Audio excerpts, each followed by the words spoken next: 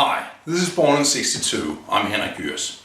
Today I'll show you a triceps exercise called the one-arm reverse pushdown.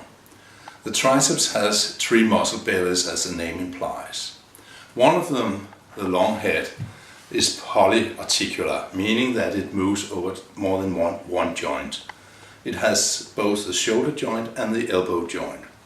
Thereby, the position of the arm will be determining for how much work the long head gets. The two other heads, the medial head and the lateral head, are only attached to the upper arm and runs over the elbow.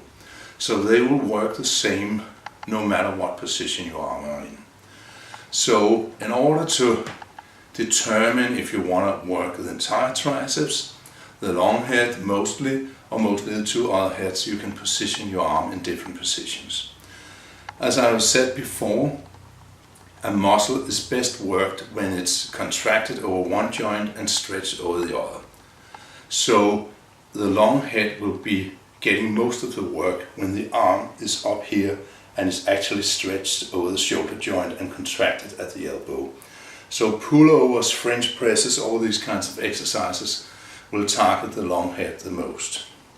It's not that the other heads don't work at all, but most of the action will be in the long head. When the arm is down by the side, the long head will get a little less action, and thereby more of the action will be transferred to the medial head and the lateral head. The medial head is inside the arm and is really hard to see, but the lateral head is that head that creates that nice horseshoe shape if you have a fully developed triceps. To do this exercise, I use a supinated grip and underhand grip, therefore it's called the reverse one-arm pushdown. Otherwise it would be a pronated grip like this, but we are doing it like this to target especially the lateral head.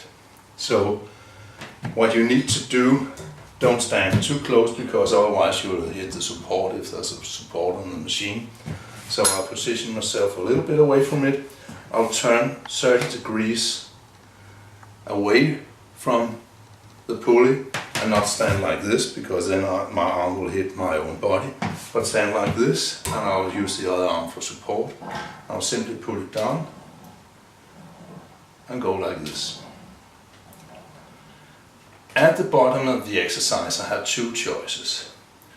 If I keep my upper arm perfectly still, this will be an isolation exercise for the two triceps heads, the medial head and the lateral head. If I move my arm backwards, the long head will be engaged again and I'll work the entire triceps. So depending on what I do, I'll get different results. I think we should see it from another angle too. Okay, we can see the muscle working here. It's important to hold the contraction just for a moment to be sure that you have fully extended your arm and the muscle is working. And as I said, if I keep my arm still, I'll isolate the two heads of the triceps, the medial head and the lateral head. But if I choose to move my arm backwards like this, I'm engaged the long head too.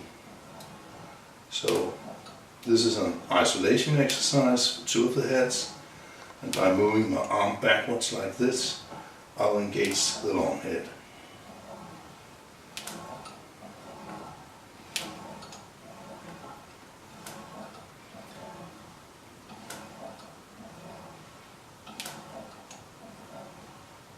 You can go pretty heavy on this exercise. Most people think it's a shaping exercise, but you can actually go quite heavy as long as you keep form.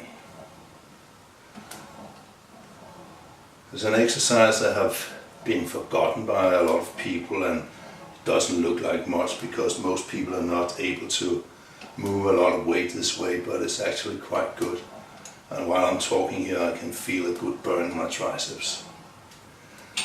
So that's it. Hope you'll enjoy this exercise. Until next time, bye.